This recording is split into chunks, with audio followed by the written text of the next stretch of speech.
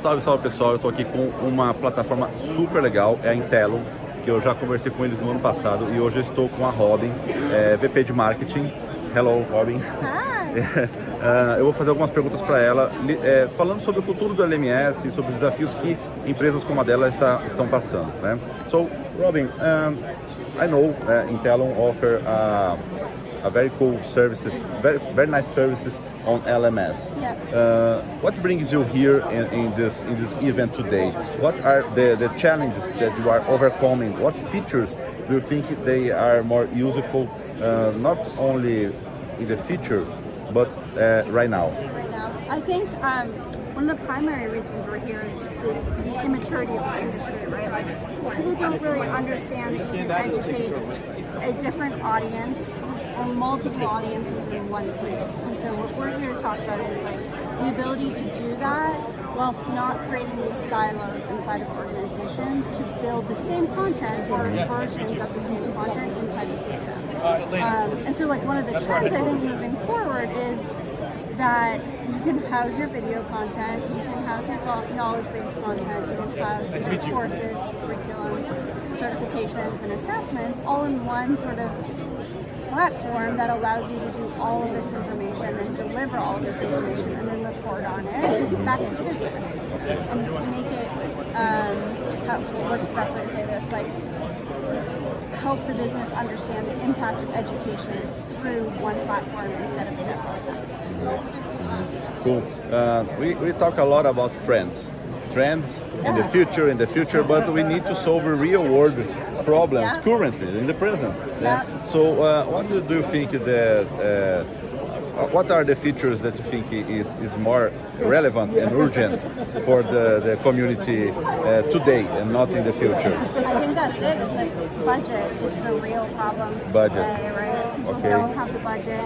They're looking at ways to cut budget, learning, education.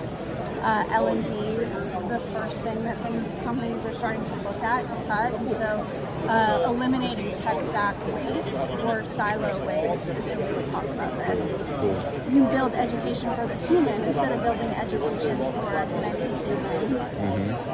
And different audiences, you can do it for one. Yeah, you need to personalize the experience. Exactly, and then like building on that through gamification or social communities or looking at the reporting you can do from a social perspective to add more value to your content, what do your learners want, that sort of thing. Cool. I think is where we're headed. Yeah. What do you think about learning analytics? I know we work with Swarm or basic reports. Do you think there is space for more sophisticated data to gather the performance of the learners? Yeah, so one of the ways that I would think about that is part of the benefits of being the marketer at the education company, right? It's like I want to keep everything in a version where I can pull information to and from and present people, to your point, with the information that they want instead of the information that they think they want. And to have the system learn that is what they're looking for and present them with that information, whether that's through a notification or through an email or a forced path that you have to create in complete when. I like your insights. I think that's not a matter of quantity, it's quality. Yes. The data quality over the overflowing of information. I think you can get paralyzed by the amount of data too. Very nice. So very powerful insights from you. I appreciate your answers. And so nice to have you. Yeah. So please send a hi to our people there in Brazil. We have a